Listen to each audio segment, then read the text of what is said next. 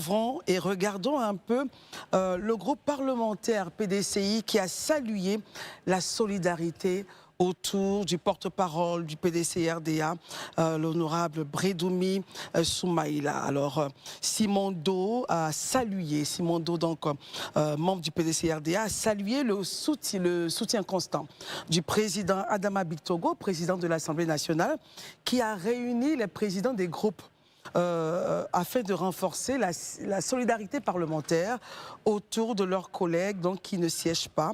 Il a ajouté que le PDCI remercie tout ce que vous allez faire pour pouvoir aider l'honorable Brédoumi, relevant, et je le cite, je le quote, un élan rare de cohésion entre les formations politiques malgré leurs divergences, a affirmé la décision de son groupe parlementaire, donc le PDCI, de soutenir le règlement du budget 2024 adopté à l'unanimité et a rappelé donc une mandature assez particulière sous le président Adama Bictogo, parlant de son leadership à gérer l'Assemblée nationale. En tout cas, depuis qu'il est à l'Assemblée, il estime que c'est la première fois qu'on a une gestion qui met tout le monde au centre et qui permet donc d'avancer. Marius Komoué, réaction sur la démarche du PDCI.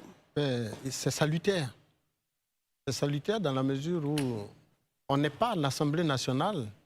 C'est vrai, politiquement, on pourrait se dire qu'on est en Assemblée dans la perspective d'apporter des débats contradictoires. Et donc le jeu politique devrait se jouer en fonction des groupes d'intérêt politique qui se retrouvent dans l'hémicycle. Mais il n'en demeure pas moins que lorsque justement il y a lieu de reconnaître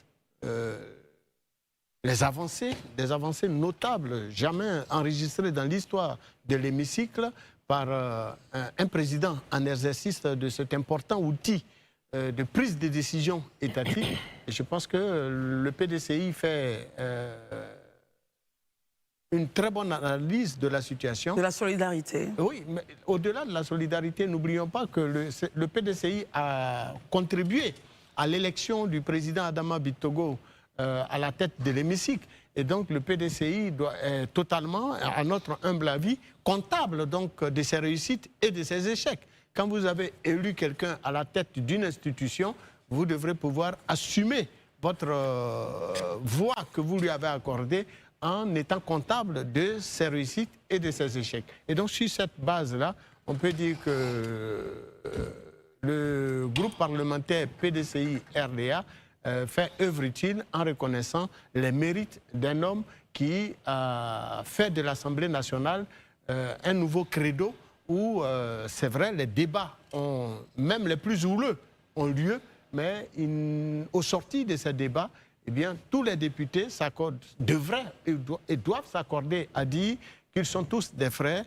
Et donc, l'Assemblée nationale n'est pas un autre lieu où on va, comme on a vu sous d'autres cieux, où on échange des coups de poing, où on échange des colibés, des injures entre députés, bien que ça puisse arriver.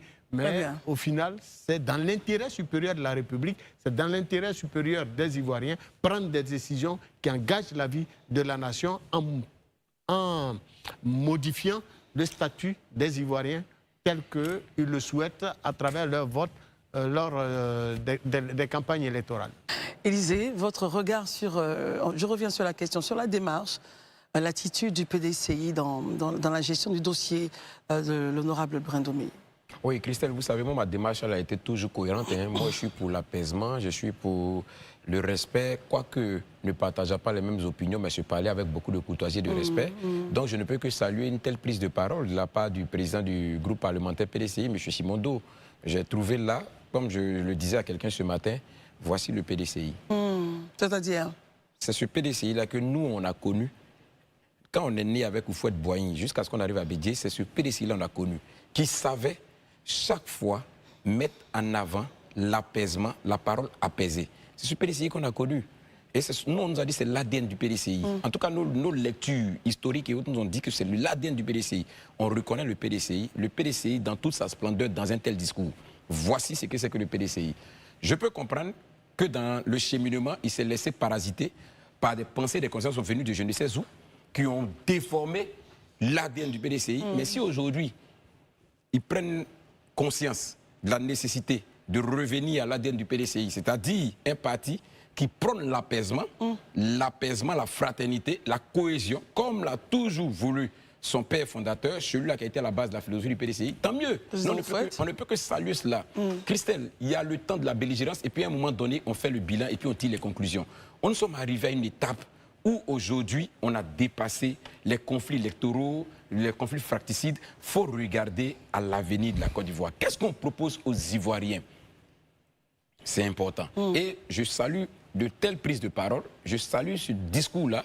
Et puis, je note aussi quelque part... Justement, regardez le leadership du président de l'Assemblée nationale. C'est ce que je voulais dire. Je note quelque part que parvenir à ramener les uns et les autres sur le sens de la fraternité, ça implique que celui-là à qui on a fait tous ces éloges bénéficie d'un certain leadership caractérisé par la recherche de la cohésion de la fraternité au sein de l'hémicycle. Ça, c'est quelque chose quand même qu'il faut saluer. Et comme Marius a eu à le dire, moi, de mémoire, je ne veux pas dire que j'ai suivi toute la vie politique de la Côte d'Ivoire, mais de mémoire, quand je suis sorti de l'adolescence et que j'ai commencé à être un peu plus regardant sur les choses de la Côte d'Ivoire, c'est la première fois de l'histoire qu'un président de l'Assemblée nationale a été voté à l'unanimité. Oui. C'était pour la toute première fois. Moi, je n'avais jamais vu ça avant. Bon, comme je le dis de mémoire, peut-être avant nous, il y a eu des situations pareilles, on ne le sait pas. Mais de mémoire, c'est ce que j'ai vu. Ça dénote déjà de la capacité de ce leader-là à pouvoir amener tout le monde à épouser la vision. Et ça, c'est l'étiquette d'un leadership avéré. On peut aimer M. Bitogo, on peut ne pas l'aimer, mais il faut lui reconnaître quand même cette tacticité-là, cette technicité qu'il a, cette capacité qu'il a à un moment donné à ramener tout le monde à aller vers l'essentiel, à savoir la cohésion et la paix. Et ça, on voudrait saluer. J'en veux pour preuve, il n'y a pas plus tard qu'il y a jeudi de la semaine dernière, on a vu un peu son leadership, encore la réconciliation des artistes ici, qui étaient à couteau tiré. Et même tous certains avaient même posé des plaintes qui avaient conduit des gens en prison. Il a réussi à les ramener les uns et les autres à la main dans la main et à vraiment sceller, jeudi, la cohésion et l'union. Donc vraiment, c'est quelque chose qui le caractérise. Ça, il faut le lui reconnaître. Daouda, est-ce que vous considérez donc cette action et justement le PDC, comme Élisée l'a dit, qui revient à son ADN, le leadership du président Adama Bitogo comme une bouffée d'oxygène qui pourrait donc apaiser un peu l'atmosphère politique, Daouda? Mais bien sûr, parce que déjà la position de M. Adama Bitogo, déjà quand il prend cette posture-là, ça permet d'un premier temps d'éviter en fait une récupération politique de la situation. Parce qu'il ne faut pas oublier que M. Bredoumi a été arrêté et il y a 11 chefs d'accusation contre sa personne et autres. Voilà. Donc, déjà, il prend la parole, il va faire baisser les tensions partisanes et puis il va consolider le fonctionnement de la démocratie. Ça, c'est la première des choses. Mais pour les Ivoiriens, comment est-ce que vous devez lire en fait la posture de M. Adama Bitogo? La première des choses, c'est qu'il dit de façon claire dans son verbatim, que je paraphrase, c'est que l'Assemblée nationale soutient l'honorable Soumaïla Bredoumi en tant que membre d'institution. Donc il y a une forme de confraternité. Et notre collègue député, nous le soutenons. Mais, comment on appelle ça? La justice est libre de le poursuivre parce que l'Assemblée nationale ne soutient pas l'acte qui a été posé. Parce que dans son verbatim, quelque part, il dit qu'il y a la séparation des pouvoirs. Donc, eux, ils sont le législatif. Et là, c'est le judiciaire qui l'a interpellé.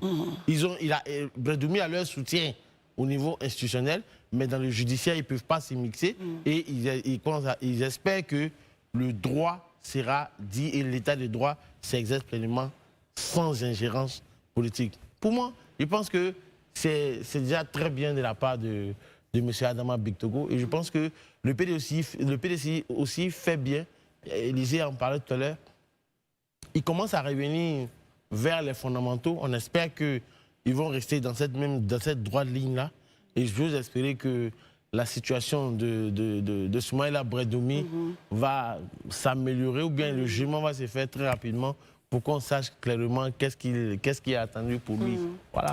Marius, comment pensez-vous que justement cette attitude du PDCI si continuant, je reviens à la question à Daouda et à Élisée, on pourrait avoir une baisse de tension au niveau de l'atmosphère politique?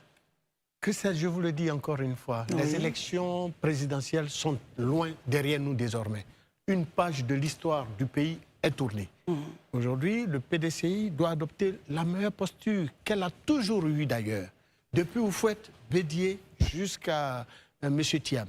Il est primordial pour les PDCI, et Élysée l'a dit, de retrouver son ADN. Son ADN, c'est l'arme, le PDCI est l'arme des Ivoiriens pour la table de discussion. L'art de la discussion? L'art de la discussion, c'est le pardon. Le PDCI, c'est ça qu'on nous a enseigné. Le père fondateur de ce parti nous a enseigné. Le PDCI, c'est le parti du dialogue, par excellence.